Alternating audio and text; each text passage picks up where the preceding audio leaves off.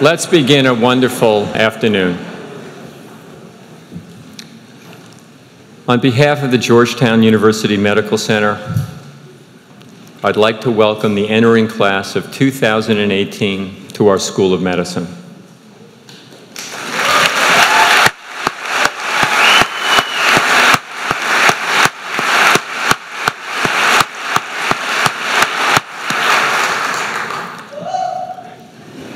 Thank you. Welcome to your family and friends who are here with us today, and to those who are watching us online around the country and around the world. Members of the class of 2018, as you take the Hippocratic Oath, you will embark on your careers as physicians. Today you will join Georgetown's community of scholars, healers, who are guided by the Jesuit principle of cura personalis, care of the whole person in mind, body, and spirit. You join researchers, clinicians, staff, fellow students who contribute to the care of the sick and the progress of science and medicine for the greater good. You enter the medical profession at an exciting and evolving time. At Georgetown, you will do a number of things, great things, including you will focus on a systems medicine approach to medical care. You will study and work side by side with individuals from different disciplines and within a team-based framework. You will integrate educational excellence, ethics, and a commitment to community. It is such a wonderful opportunity for me to welcome you to the Hilltop, new sons and daughters of Georgetown. Welcome again.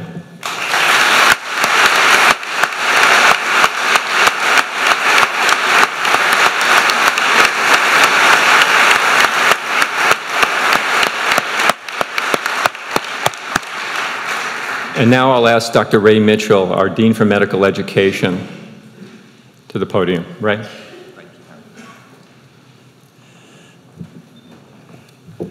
Wow.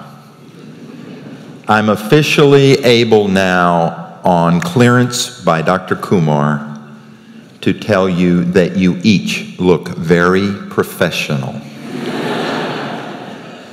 We're here, we want to thank, first of all, not only the class of 2018, the families for being here, some of you for long travel, but we also want to thank the class of 2017, and those of you who have worked so hard to help this, and the folks you've seen around this week in red t-shirts, helping you have fun, helping you learn how to put on frozen scrubs. Particularly we thank Michael Horsey, Kiva Garg, Kelly Dean, Catherine Coniers of the class of 2017, who will also help you put on your pin and enter this process. We are very grateful always to our alumni because we are here now. I think by best count this is at least the 16th or 17th annual White Coat Ceremony at Georgetown. The medical alumni who support you, they support you so strongly that their notes are in your pocket of your white coat. There were 370 coats sponsored, 270 donors, and a total of $54,700 donated for those white coats. What was not spent on the coat will be contributed to the work of this year, the work of our new societies, and we're very grateful to you for that. Now, some would say this is a white coat ceremony. It's not a seersucker ceremony. So let me talk to you about this process we will do today.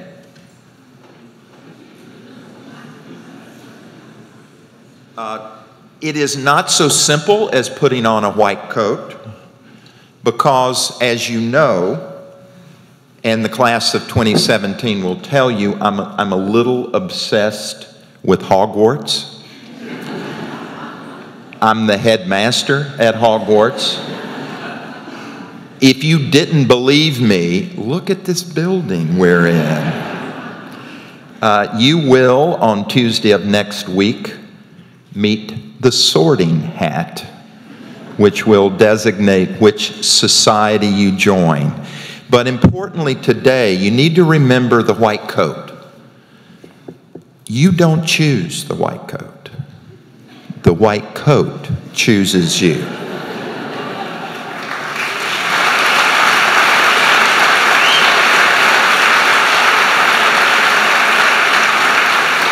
White coats were a 19th century addition to the practice of medicine. They are designed to protect you from contagion. They were designed to protect you from Ebolism. Where is Dr. Donovan? They are designed to hold certain tools of our trade. The prescription pad, though it's electronic in your world now, and remember the prescription pad is that device upon which we write prescriptions at an ever-increasing rate until the patient is cured by nature, gets well on their own, or runs out of insurance coverage.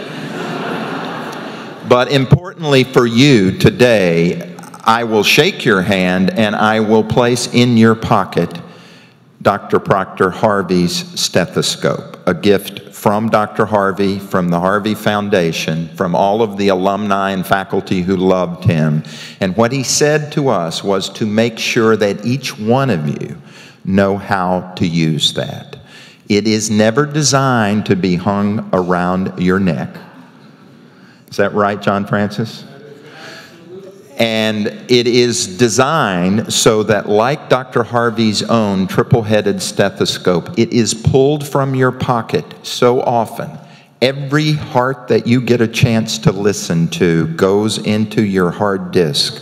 You pull it out and use it so often that it is not chrome, but it's brass.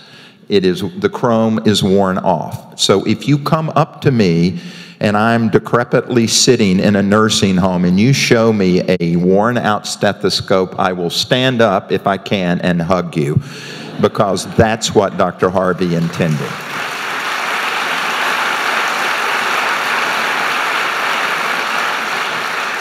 It's important. It's a powerful thing. Remember, it has a name tag on it. The name is actually not for your patients. It's to remind you who you are. Periodically, you need to look down. Remember that you have the key to the locked ward. Remember that you, in order to give, need to give to yourself. You need to take care of yourself. And you need to remember that there are people at home. It is so easy to be high on this profession, to be so supercharged as you all, with each smiling face and bright eye, one more exciting piece of knowledge gained, one more exciting patient you see, you need to remember there is a coat hook in the back of the coat that you can hang it up and go home. It's important because it's a powerful tool, and you are going to see that it is something that needs operating instructions. So our goal today is to, you're going to hear operating instructions from the best, from the coach, Don Nolan. What will happen today is that as you come to the stage and your coach chooses you, you will walk to the podium, pause long enough for mom to take the picture and for the web to capture you, and then you will pronounce your name slowly and legibly, because that is your first profession of your ability and presence to heal and to help patients that come to you.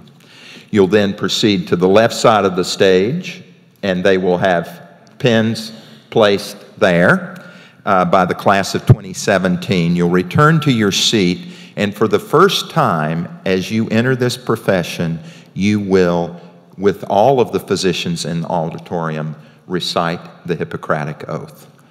We will welcome you today not to graduate school, but to the profession you're about to enter.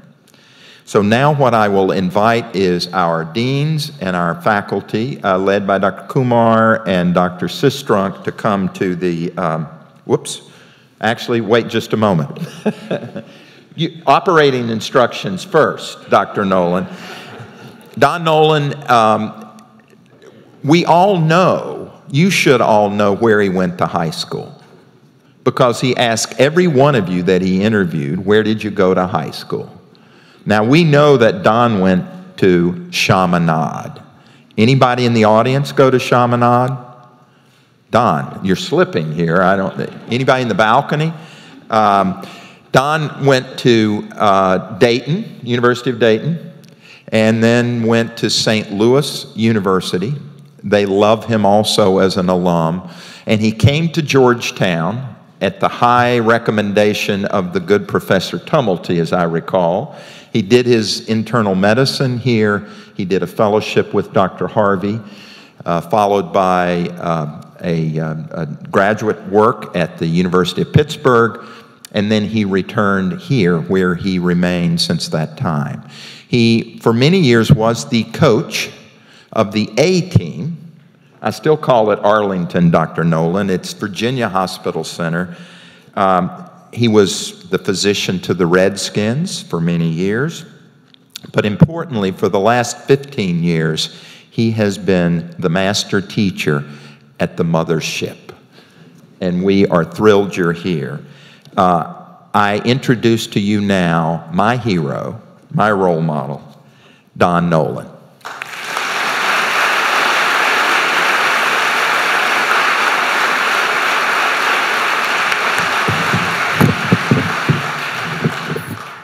Thank you very much. Good evening. Dr. Fedorov, Dr. Mitchell, class of 2018, fellow faculty, family, friends, what a happy occasion. We're gathered here in historic Gaston Hall to welcome the class of 2018 to Georgetown University, its School of Medicine, its Jesuit tradition, and we're here to celebrate their public entry into the profession of medicine. And in speaking to you today, I hope to honor our beloved Dr. Edmund Pellegrino. 3 years ago, as I finished teaching rounds at the hospital, one of our junior students asked me to deliver a message to the incoming freshmen. Please tell them it's worth it.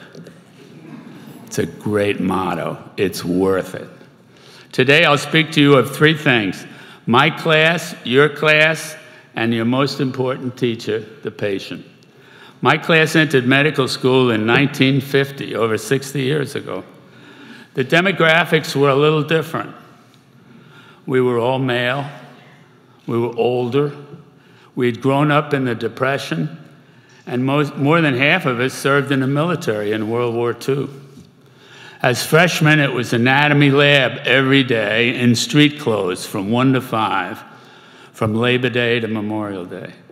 You could always tell a freshman they smelled of formaldehyde. In pharmacology, you were told you need to only know 10 good drugs. We discovered every drug had 10 names.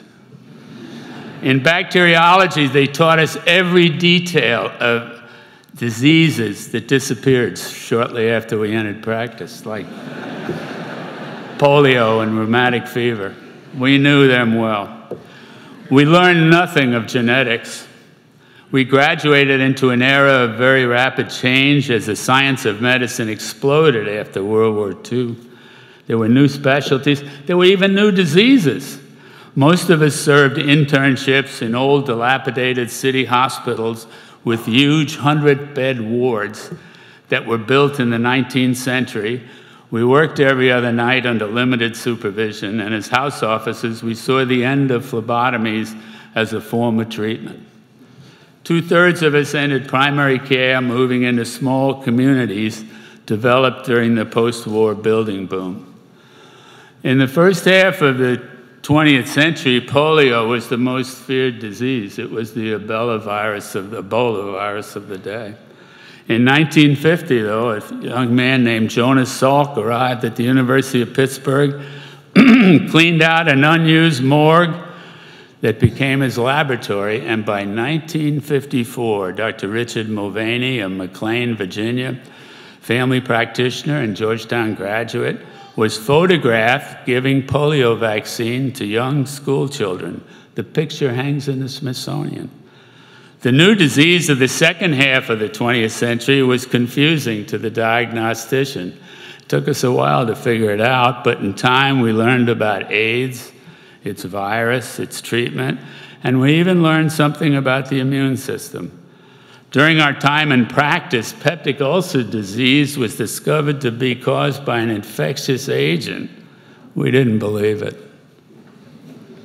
During the long residencies, we were taught complex operative techniques with odd names like the Roux-en-Y procedure that became obsolete just as we entered practice.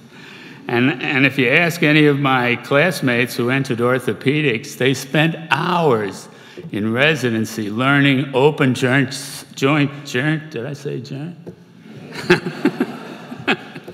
It's my New York. Yeah. They learned open joint surgery during their residency, only to have it replaced by laparoscopic techniques just as they entered practice.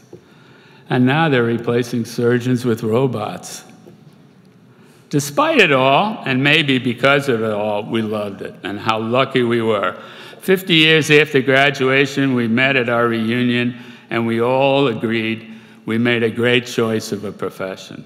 We practiced during the golden era of medicine, we told each other. But actually, every group of physicians says the same thing. And so it will be with you.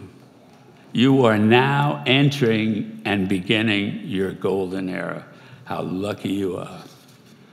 In recent years, I've become aware of the concern of many students and parents. They wonder, is medicine a good choice for a career? They sense the frustration within the healthcare system. Periodically in Washington, they round up the usual suspects, the politicians, the lobbyists, the insurance, pharmaceutical people, and they ask them to restructure our healthcare system. And they try with their ideas, and of course their self-interest. They ignore the lessons of history. During the plague back in 1600s, a well-meaning bureaucrat, the Lord Mayor of London, called for the mass extermination of all pets because he felt that the disease was transmitted by dogs and cats. Well, the rats enjoyed that because they were they were overjoyed. They got rid of all their predators and they grew exponentially. The same thing happened in New York City in the early 20th century. They got rid of all the cats one year thinking it caused polio. So history repeats itself over and over. And if you know medical political history, you have great wisdom. But nothing really changes. If you're a decorated Army general and retire and become a veteran, you can run a Veterans Administration. And if you're the governor of Kansas, you can run the healthcare system. In Washington, we make a strong effort to find you a job you can't do. And it doesn't matter who's running the place.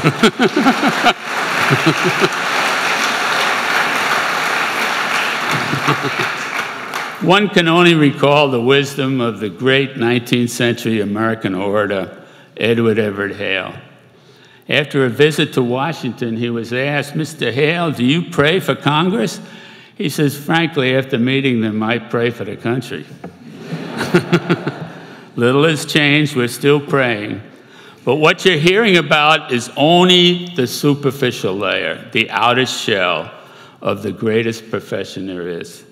Deep inside are many layers, unlimited opportunities, and an incredible future. This past October, I attended the 30th reunion of the wonderful Georgetown class of 1983. Physicians at the peak of their career in every kind of specialty, and they were still all very excited about being doctors and about medicine. They were a touch worried about the future, but I said, hey, they needn't be. They control the future, just like you do. The future is in your hands, the future of medicine. By the way, 2 members of the class of 1983 got married. It was very nice. And one of their sons is in this class. Sort of neat. They were good students, very good students. Top 10. I don't want to put any pressure on that.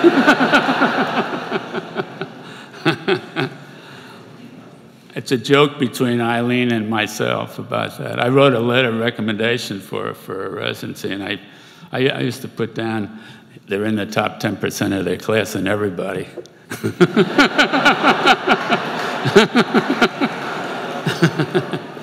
and she got a heck of a residency out of it. Well, anyway, today you're going to do 2 things that mark your official entry into the profession of medicine. First, you'll be robed with the white coat, which is the sacred symbol of healing, of compassion, and of hope.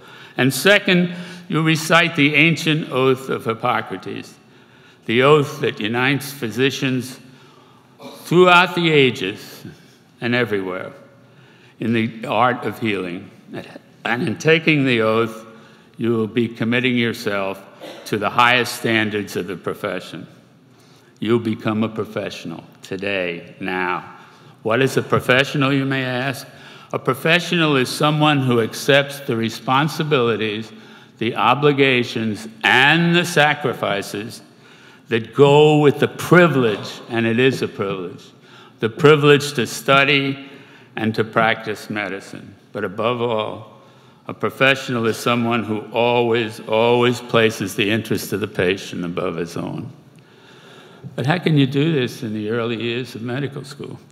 Lectures, laboratories, constant demand for study, frequent moments of frustration, confusion, loneliness.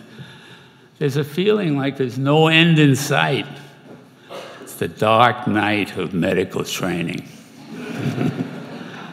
But remember, the making of a physician is a long process. It's lifelong, in fact. And we're naturally impatient. We like to skip the beginning and the intermediate phases that are so necessary. But we know the greater the talent and the skills to be developed, the more patience and the more time it takes. So we need to be patient. Patient with what is forming within yourself. Be patient, especially with yourself. Francis de Sales called patience the greatest and most difficult of all virtues. Recall the 1st and 2nd year students of a few years ago who thought and designed the wonderful Hoya Clinic, which exceeded all expectation and began with the simple idea, doctors for the street people. Soon, you will meet your first patient, the cadaver. He will not speak to you, but he will teach you much. Remember, you will be dissecting the remains of a very special human being, someone whose last thoughts before dying were to help you by instructing you, were to help others, by instructing you. What a gift.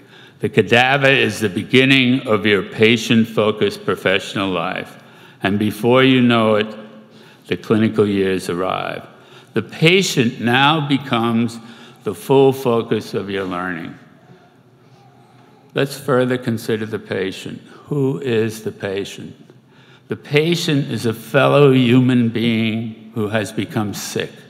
To become a patient is to be uncertain, anxious, frightened, no longer in control.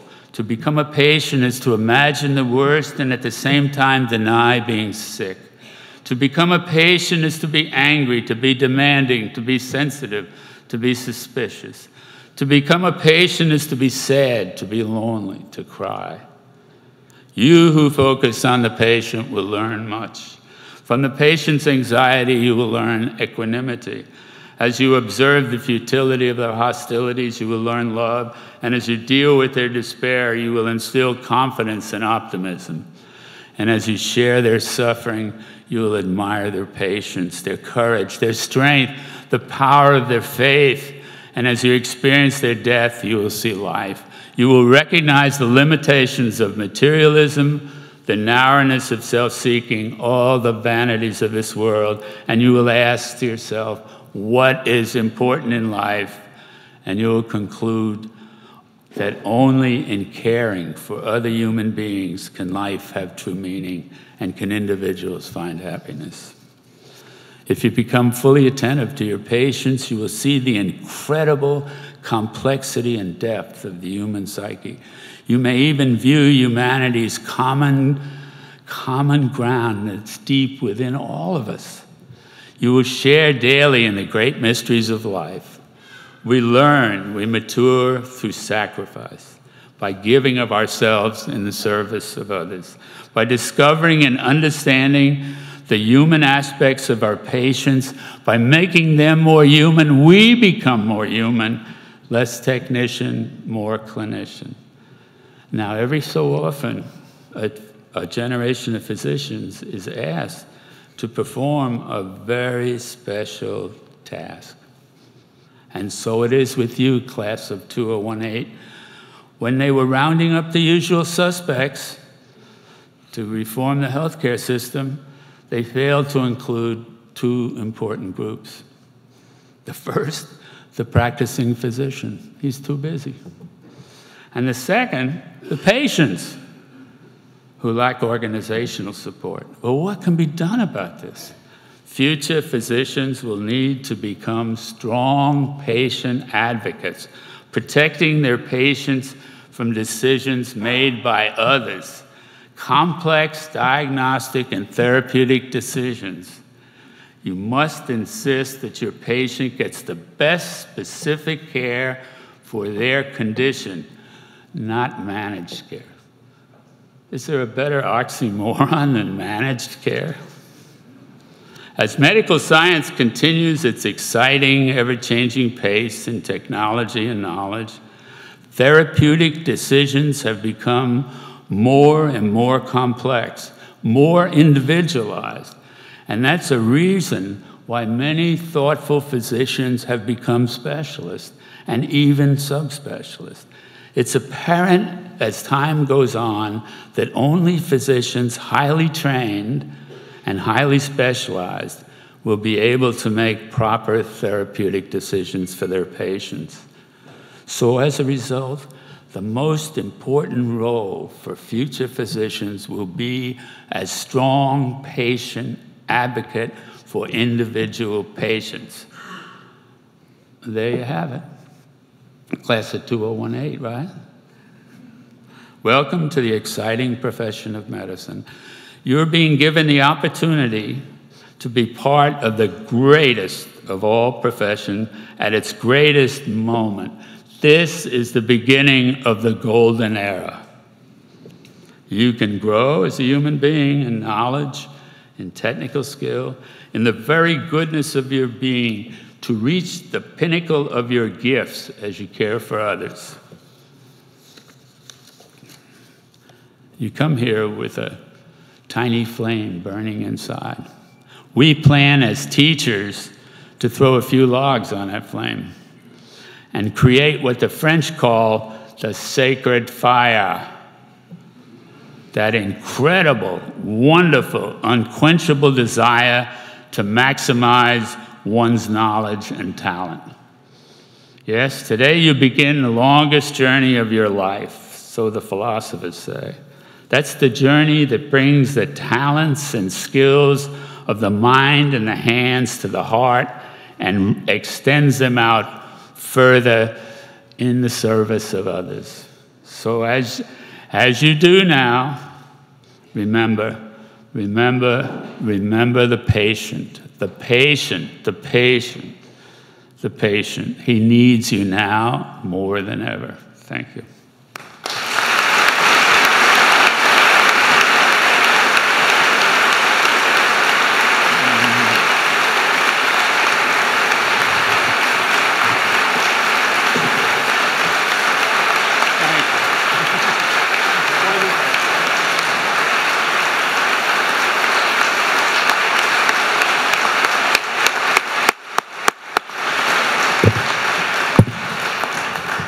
Thank you, Dr. Nolan.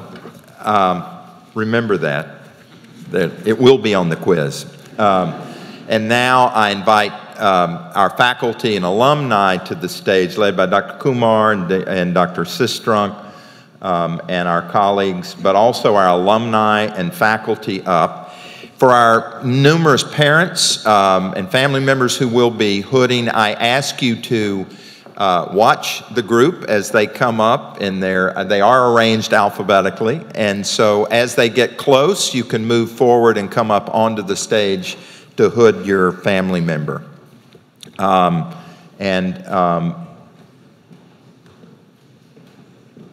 give just a moment as we move forward.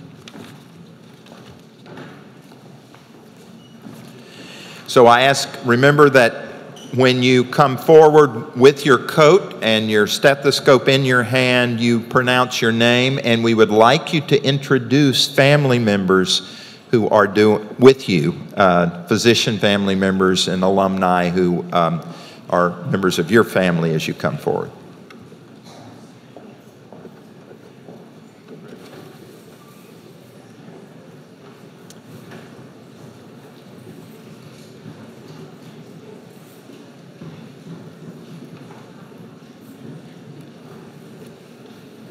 Catherine, let the music begin.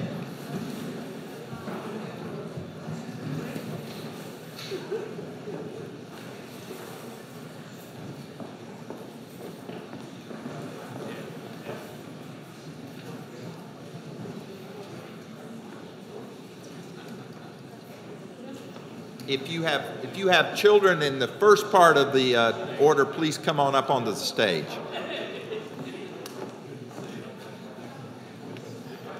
Olivia Abate.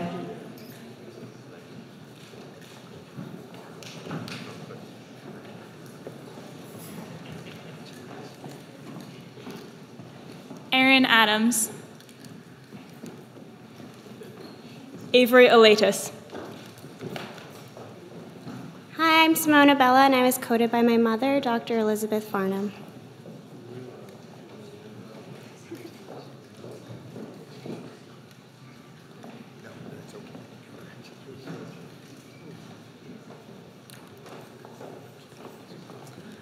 Zach Alba.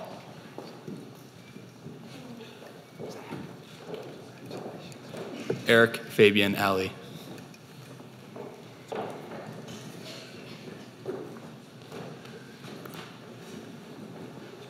Lauren Antonoli.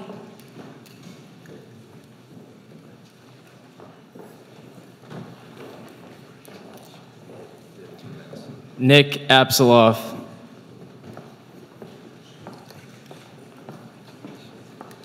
Nicholas Asher.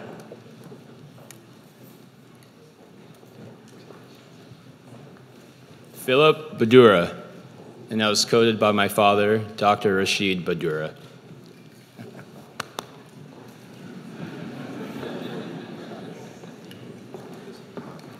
Cassandra Baker.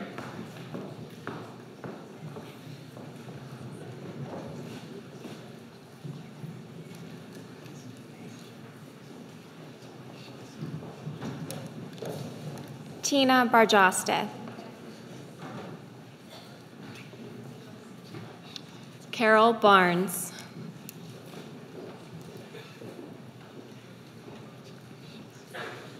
Matthew Beamer.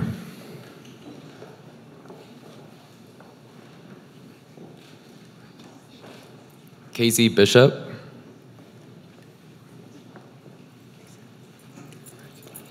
Sophia Boilini.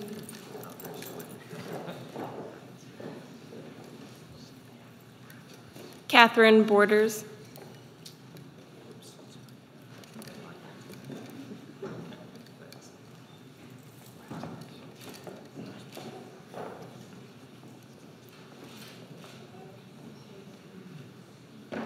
Catherine Bray.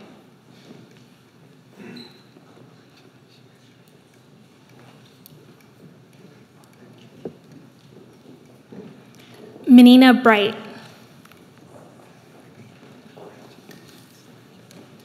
Bùi Thị Huỳnh Ngọc.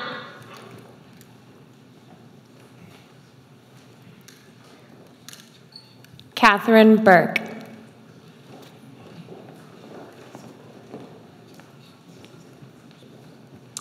Amanda Kane.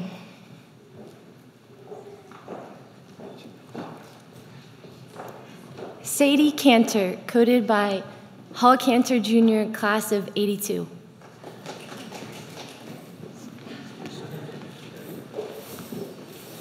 Michael Cernelia.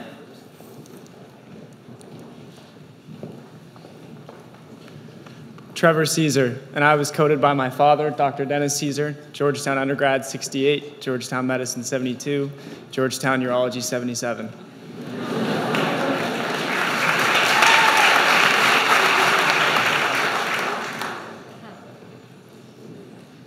Jeremy Chaykind, and I was coded by my mother, Dr. Faye Rosenbaum.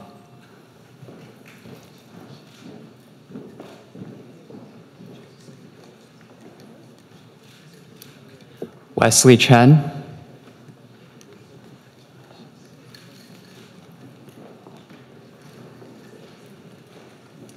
Megan Cheney, and I was coded by my father, Dr. Robert Cheney.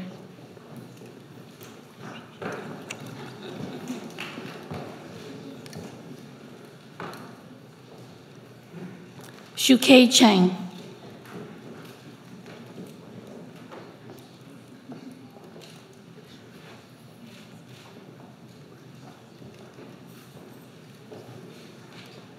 Sabiha Chaudhry.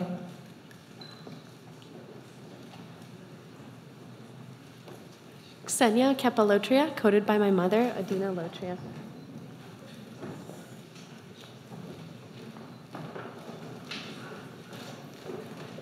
Christina Choi.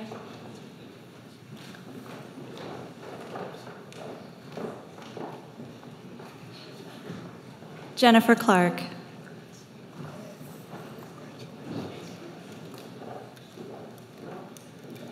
Bailey Clark, and I was coded by my father, Dr. Ted Clark.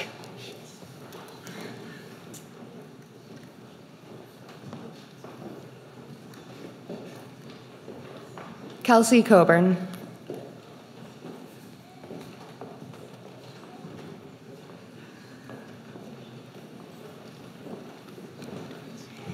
Hannah Kahn, coded by my father, Dr. Michael Kahn, class of 1986.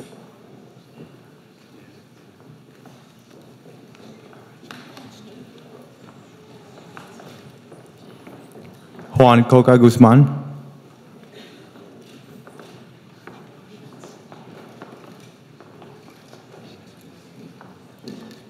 Sharma Cook, coded by my grandfather, Dr. Rufus Hayes.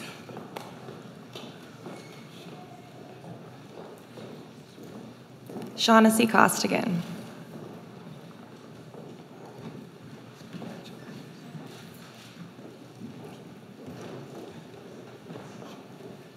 Andrea Curtin.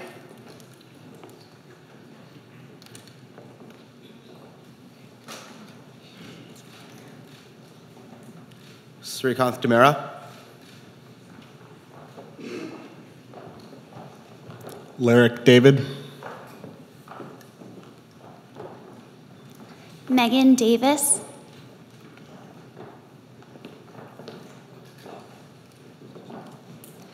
Sarah Davis.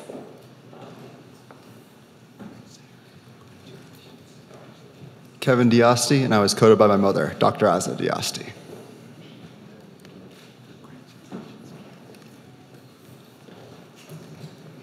Nicholas Dietz.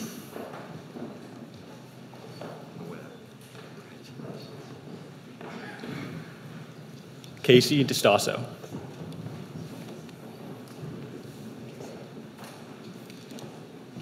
Brittany Dos Santos, and I was coded by my father, Dr. Clyde Dos Santos.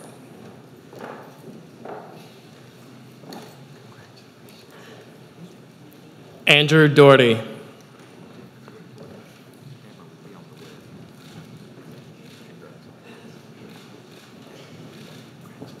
Leah Downey, and I was coded by my father, Dr. Dan Downey.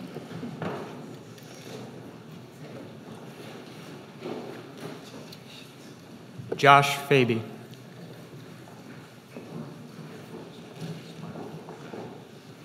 Aaron Epstein, coded by my dad and my role model, Dr. David Epstein.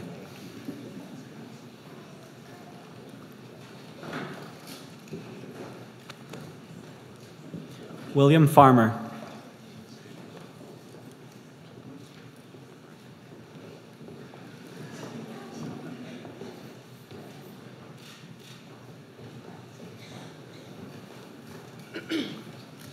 Janita Finley.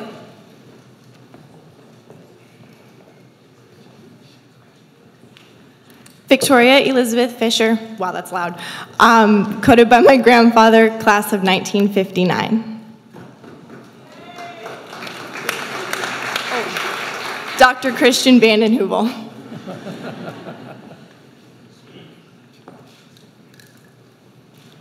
Ryan Flanagan.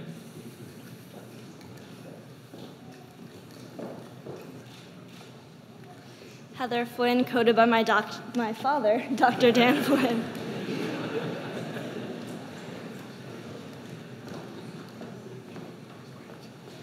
Sarah Fogelman.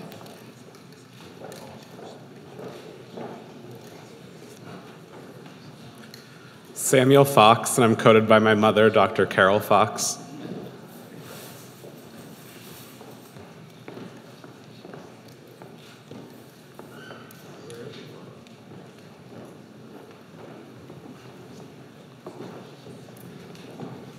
Henri-Claude François.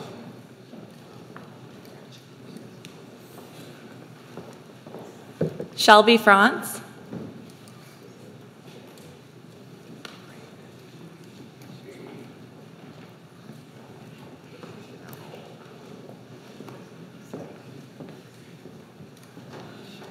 Catherine Frelinger, and I was coded by my mother, Dr. Barbara Frelinger.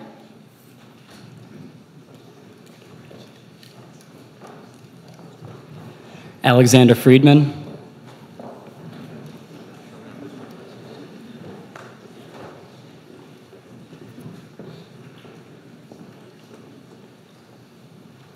Shane Goda.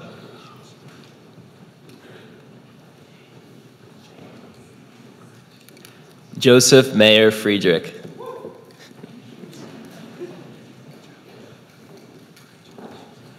Jonathan Henry Garfinkel.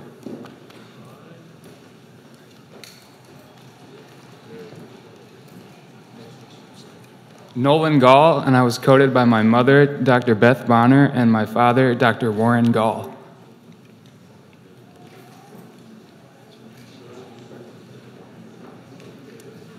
Francis Graziano.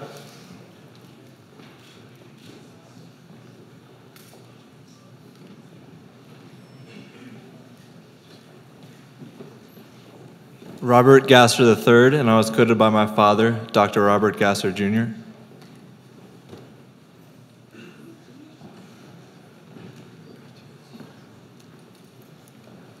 Daniel Gowron.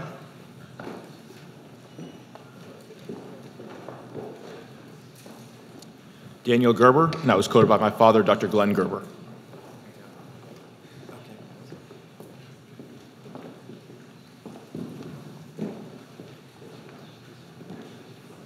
Colin Gibson.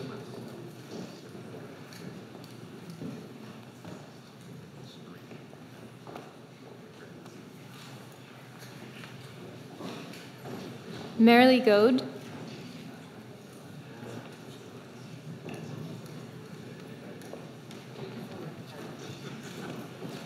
Emily Griffin.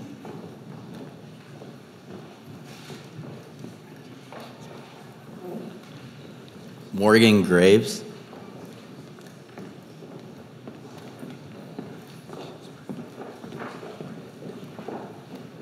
John Grimsley.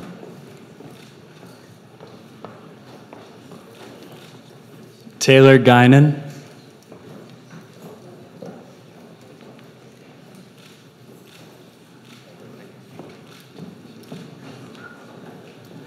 Travis Hart.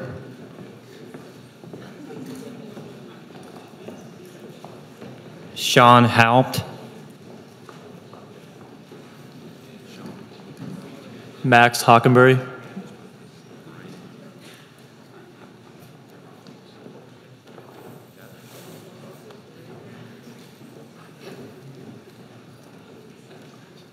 William Patrick Henriquez, coded by my mother, Dr. Eileen Henriquez, Georgetown Medical, class of '83.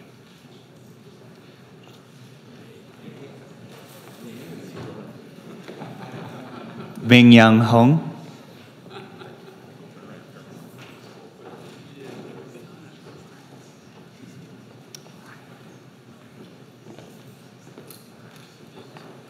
Safwan Heather, coded by my sister, Dr. Rayan Heather.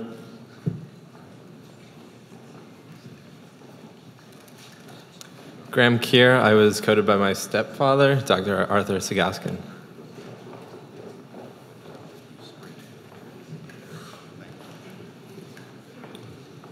Dylan Kaiser.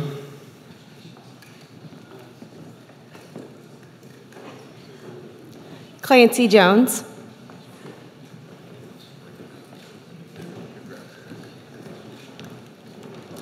Maya Jackson.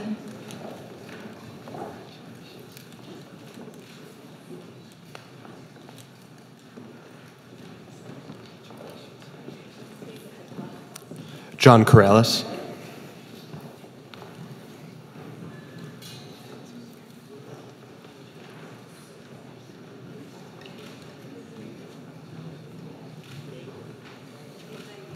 Kevin Patrick Jockum.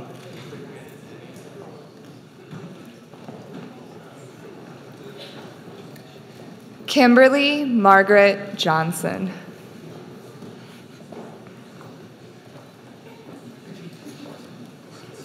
Andrew Waters Carlin.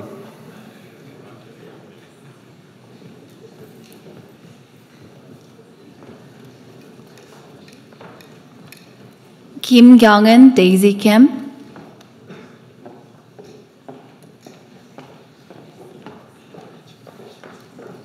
Andrew Knapp, and I was coded by my father, Dr. Robert Knapp.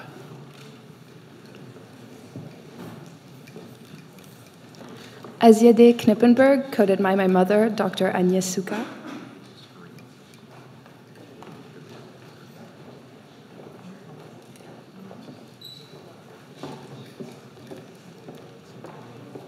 Dionysios Korolakis.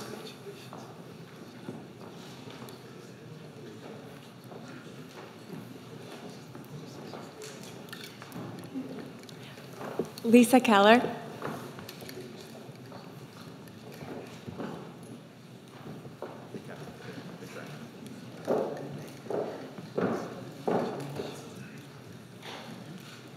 Michael Kelly.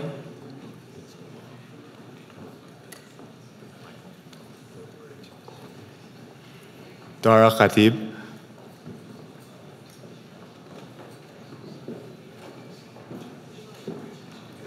Daniel Casey Kim.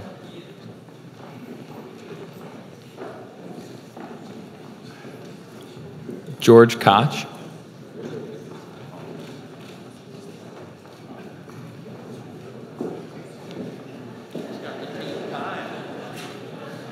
Mary Jo Kramer.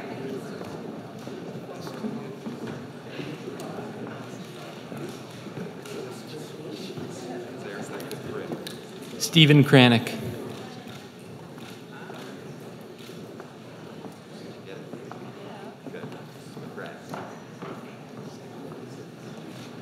Stephen Kwong.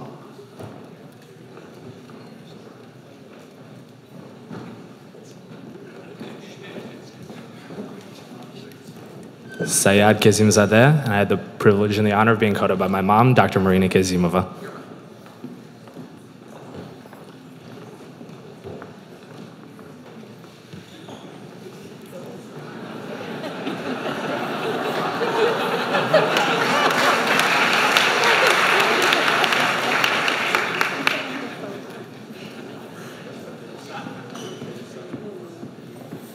Elizabeth LaSalle, and I was coded by my mother, Dr. Nita Ellis.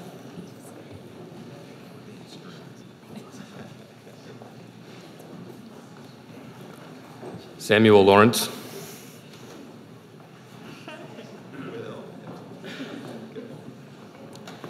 Maria Magdalena Ławrynowicz.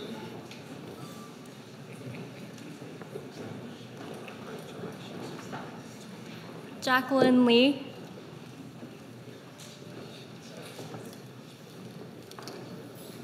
Brandon Michael Liang, and I was coded by my little sister, Dr. Shannon Liang, Georgetown University School of Medicine, class of 2011.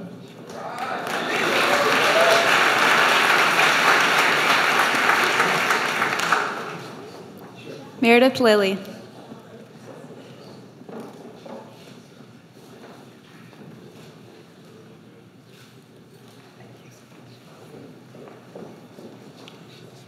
Carter Lindborg.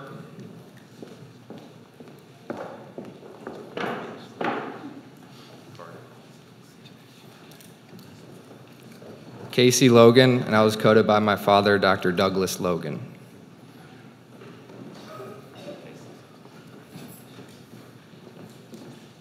Sally Long.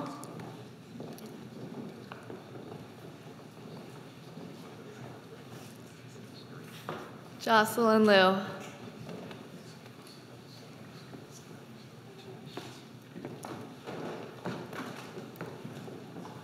Yuchen Liu.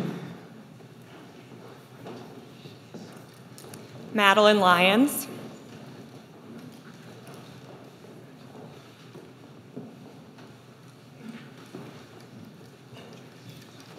Catherine Mackey.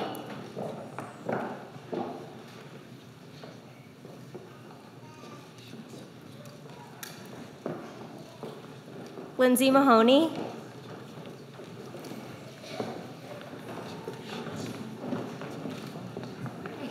Rachel Marshalik, and I'm being coded by my husband, Dr. Daniel Marshalik.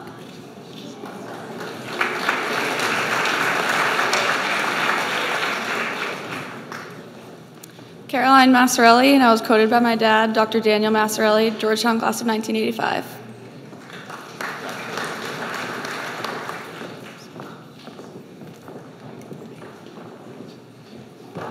Rosser McCauley.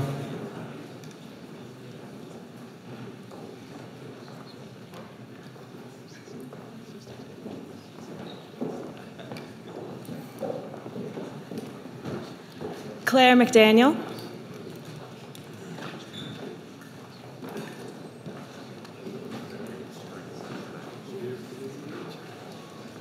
Kathy McGurk.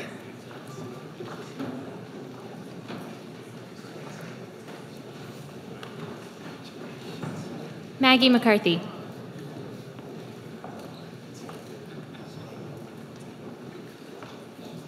David Melnick, and I was coded by my father, Dr. Gary Melnick. But his mother deserves all the credit.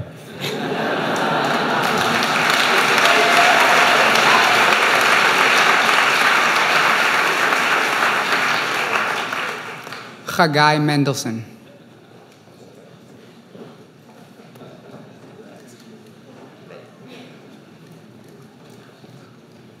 Evan Michelson.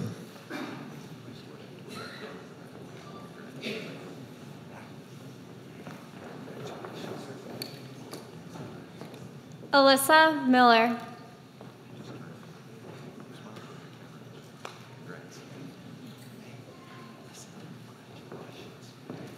Benjamin Mitchell.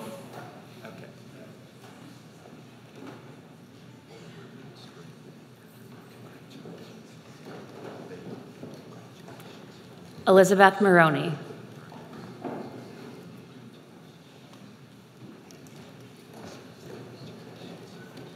Cassie Mullen.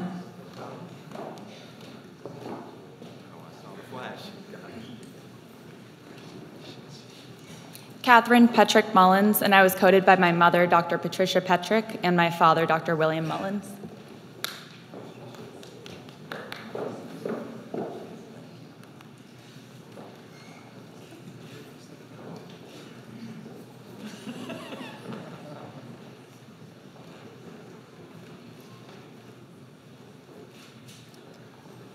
Colin Murphy, and I was coded by my father, Dr. Kevin Murphy.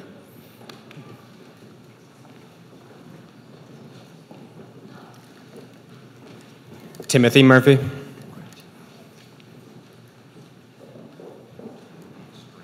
Talia Nachby.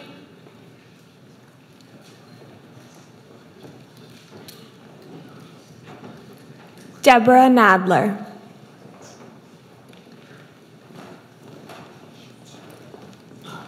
Josh Newman.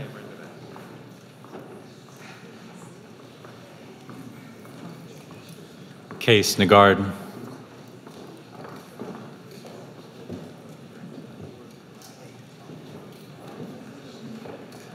Thing Wing.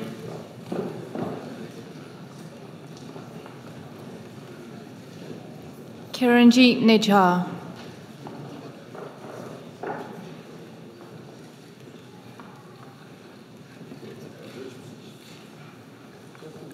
Chiamaka Wabweze, and I was coded by my father, Dr. Augustin Wabweze.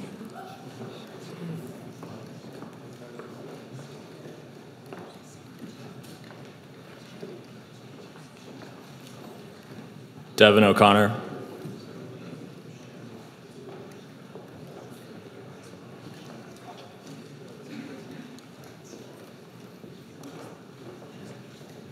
Haley O'Brien.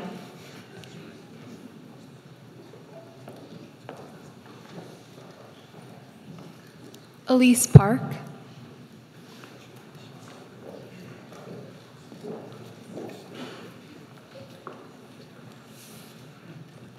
Daniel Otterson, and I was coded by my parents, Dr. Mary Ann Murphy and Dr. Gregory Otterson, Georgetown School of Medicine, class of 1986, both.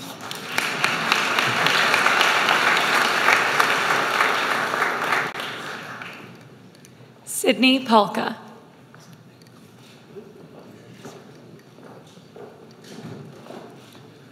Michael Pappas.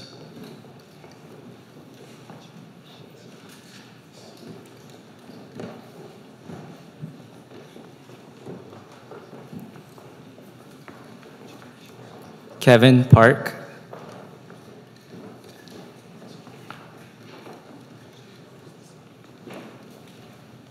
Keon Parsa.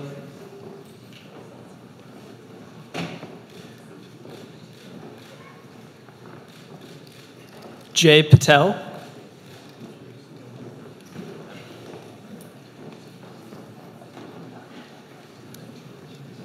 Kush Patel, and I was coded by my father, Dr. Kiran Patel.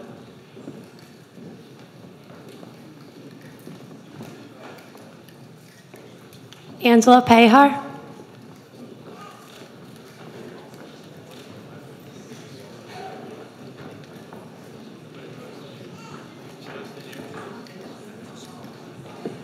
Jack Penner. I was coded by my father, Dr. Dennis Penner.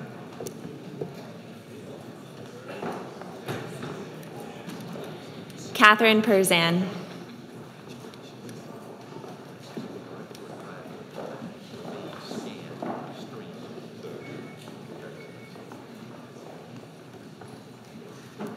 Elizabeth Pickle.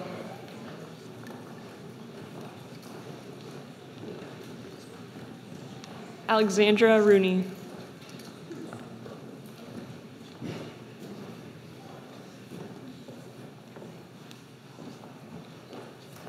Ryan Renacci.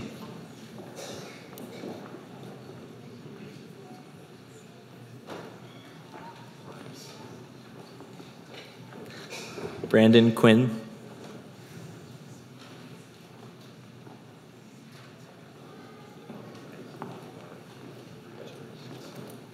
Neha Raprala.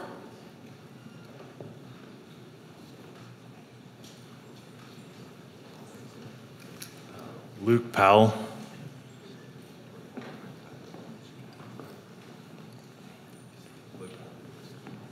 Amy Prescott. I was coded by my parents, Dr. John Prescott and Dr. Charlotte Dillis, Georgetown School of Medicine, class of 1981.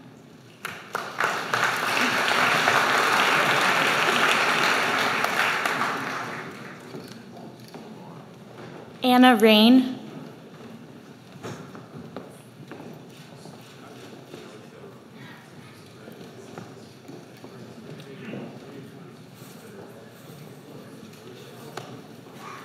Krishna Ravella.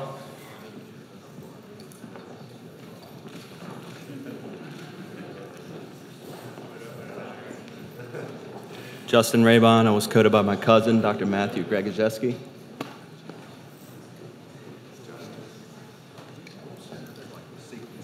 Benjamin A. Rosen, coded by my father, Michael Rosen.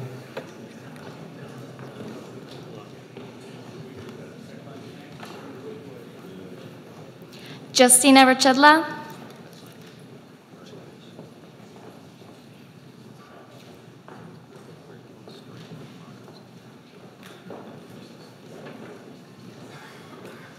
Matthew Cecina.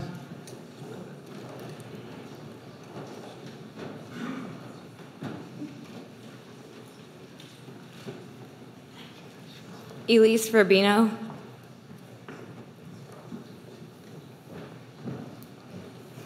Kara Ryan.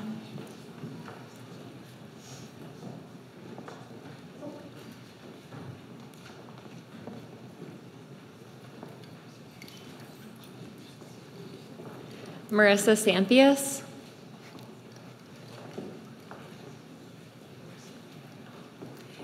Carla Gray Roncal.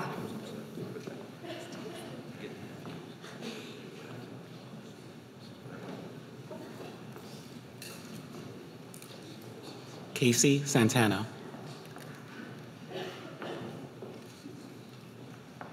Ariana Santo Pietro.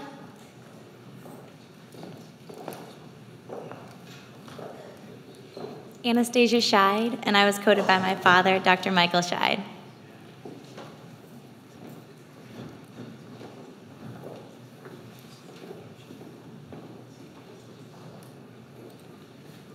Benjamin Simmons.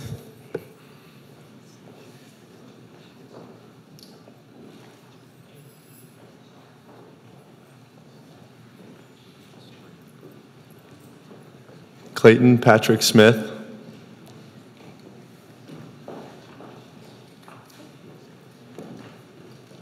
Haley Smith.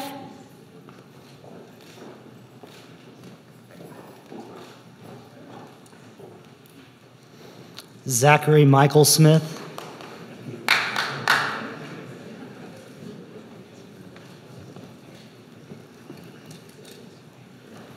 Rita Snyder, and I was coded by my mother, Dr. Karen Mann.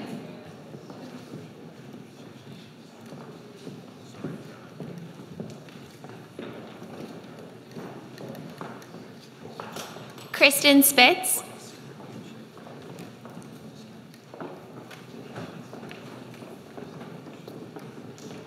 James Spratt.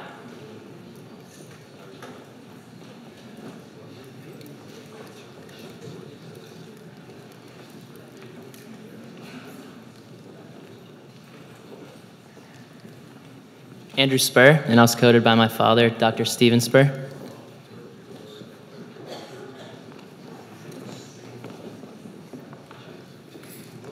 Ashley Stark.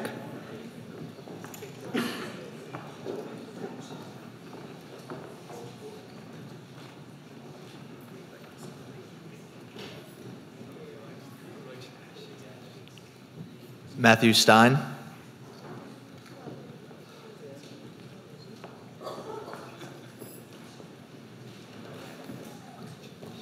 Zave Suskin, and I was coded by my father, Dr. Dunn Suskin.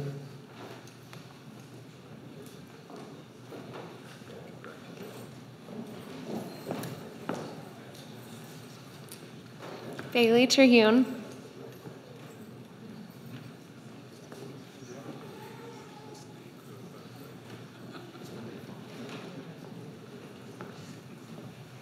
James Topolo, and I was coded by my father, Edmund Topolo.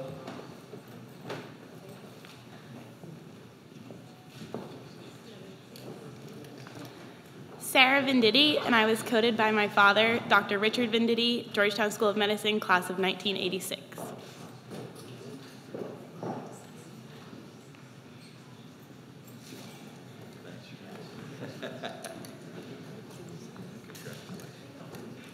Valerie Verdon.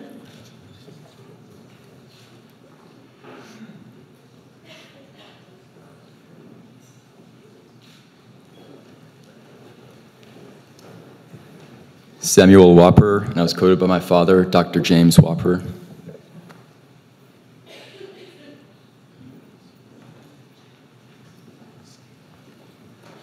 Reed Woods.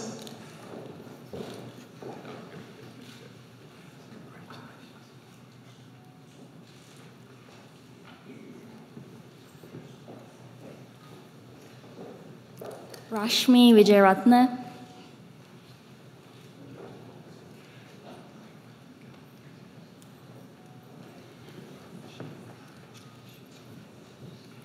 Jae-hee Yoon, and Dad, I love you.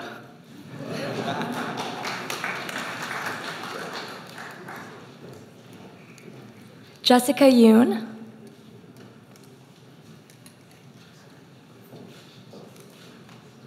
Saad Zatari.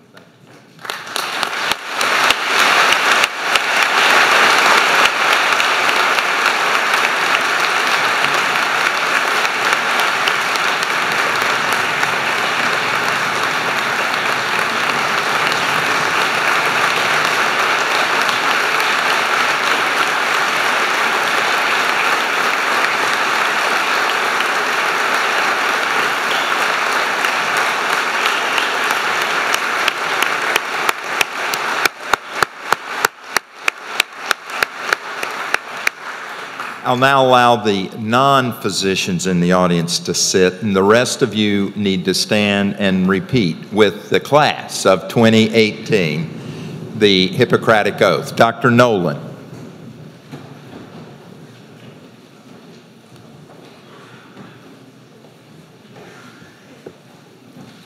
Use your own name.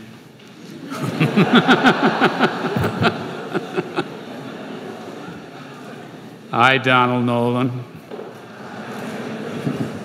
solemnly promise to God Almighty that according to my ability and judgment, I will endeavor at all times to observe the stipulations of this oath,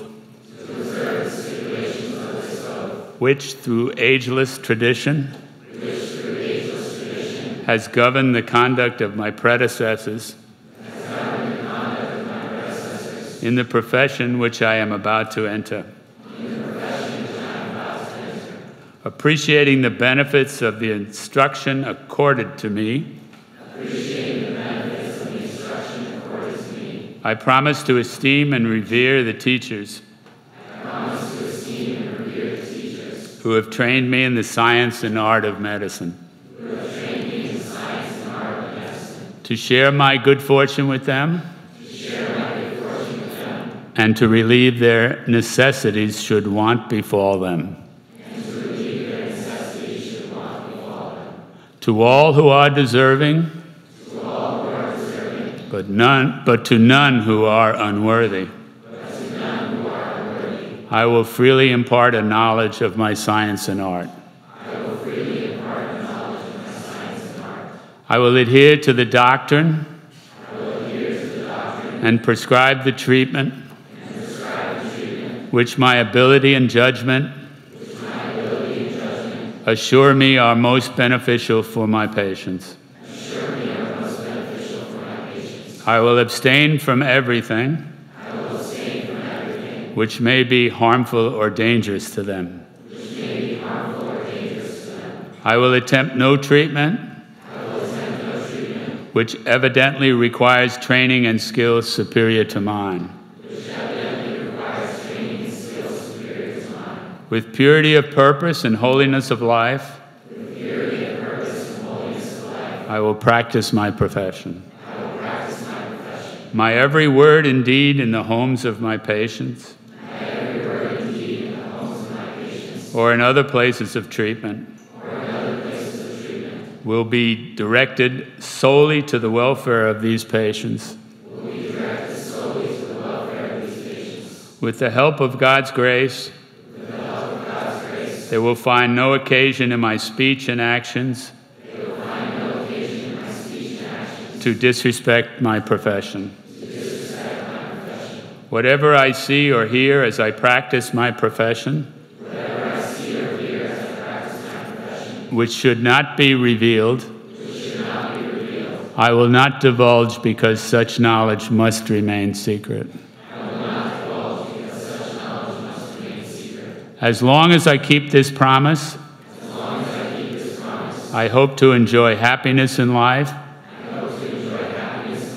success in my profession, and the respect of my fellow men and women.